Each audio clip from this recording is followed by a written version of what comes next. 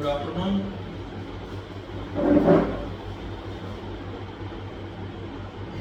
Poem Break, Break, Break by Alfred Tennyson. The poet Alfred Lord Tennyson composed the poem Break, Break, Break in 1835. 2 years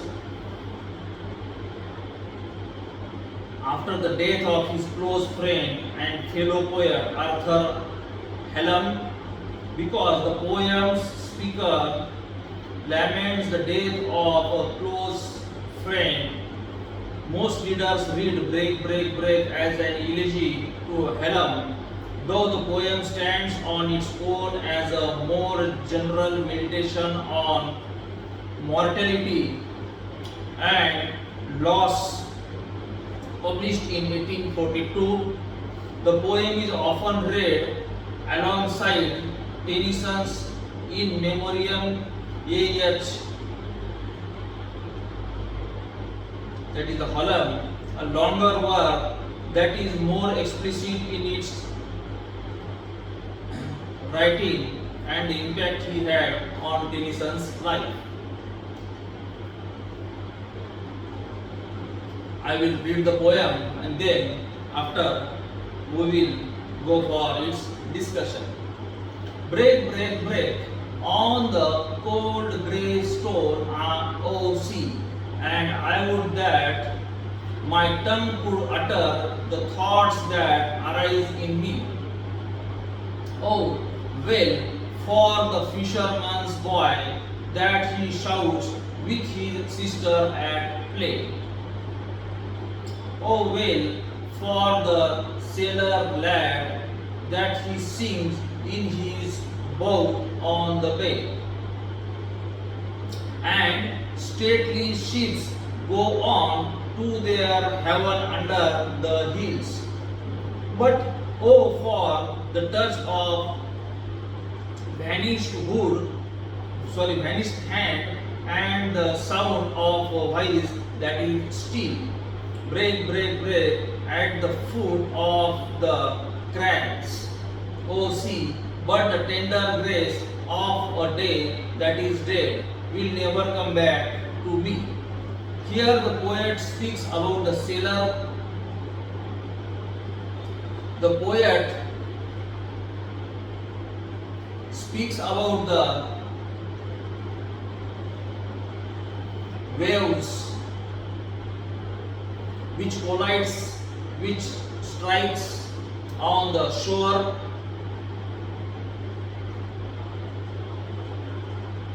The poet speaks about the sailor. Here in the given poem,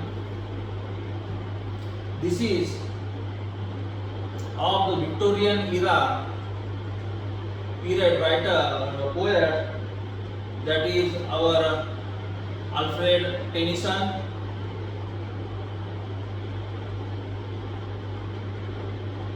The given poem Break, Break, Break, that addressed to the waves of the sea, tell them to crash against the rock shore again and again. Watching this happens, the speaker yearns for the ability to express troubling thoughts that won't go away. Looking out onto the water, the speaker watches a fisherman's son ailing out while playing with his sister to the seashore, as well as a young sailor who sings while sailing throughout the cove. There are also impressive boats sailing throughout the bay, and the speaker envisions them passing into ideal, somewhat heavenly destinations. But watching these ships doesn't distract the speaker from memory of touching the hands of an acquaintance who no longer exists, whose voice has gone silent forever. Again the speaker calls out to the waves as they smash against the cliffs along and on the seashore again and again. Feeling that the easy happiness of previous days will never return. The poet speaks here in the poem Break, Break, Break. He imagines to standing near the cliffs of the seashore and addressing to the waves of the sea which are lashing on the rocks repeatedly. The poet finds an analogy and expresses implicity. Alfred Tennyson, he wishes that the waves of this grief would break the rocks, so that he also expresses his grief easily. The speaker emotionally commands the sea to break. He wants to see waves to break on the cliffs. But it is also possible to interpret the lines as demanding to break the cold grey stone of the cliff. The cold grey stone are symbolic of the hardened heart of the inexpressible grief. In the first stanza, the poet says that the torment of the heart as the death of his friend is tremendous. There is a struggle of life, struggle of the sea waves on the stormy shore. The question before him is how he can express adequately through thoughts which are rushing into his mind.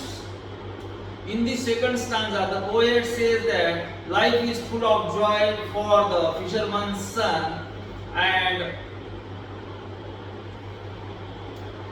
hence it is entirely in a difficult mood. He is restless and grief-stricken at the death of his friend.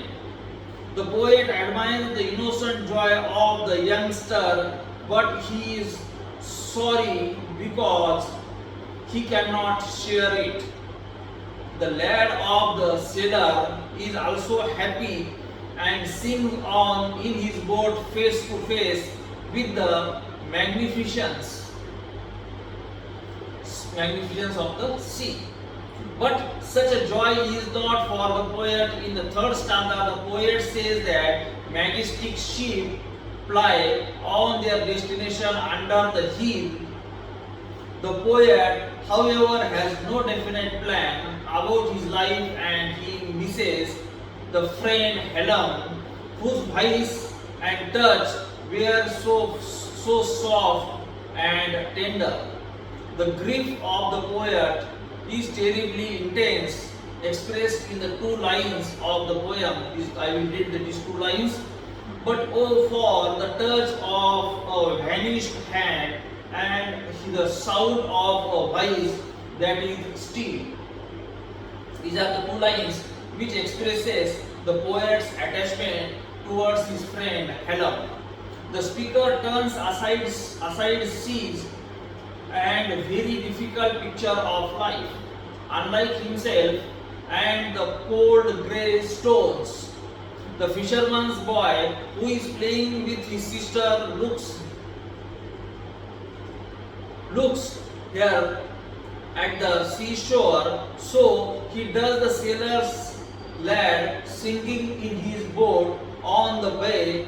There is also a stately ship going on to the destination. They are contrast with the speaker's plight. They put the speaker's grief-stricken situation on the contrastive prominence. He remembers the touch of a friend's vanished hand and the sound of the voice. The friendly voice has become still. The speaker looks at the sea again and again addressed to the once more. By this time, he realizes that even if he manages to express his grief, the grace of his friend will never come back. The wish he expressed is itself no solution to the problem. The problem is remarkable for the sound symbolism in it, and refrain break break break is remarkable for the sound symbolism. Here the poem is written in 4 stanzas of 4 lines each.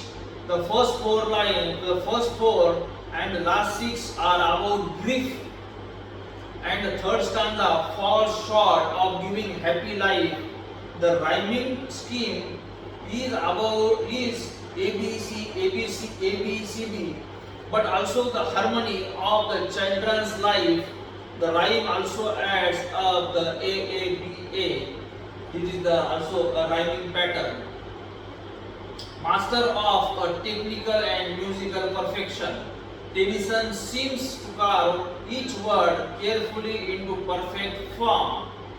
Our understanding of the real incident of his friend's death strikes us the more with the heart trending appeal to the sea, a vast image of sorrow of the sad. In this way, the poet Alfred Tennyson expresses his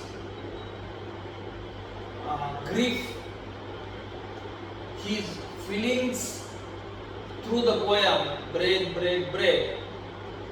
With this, I conclude the poem. Thank you. Good day.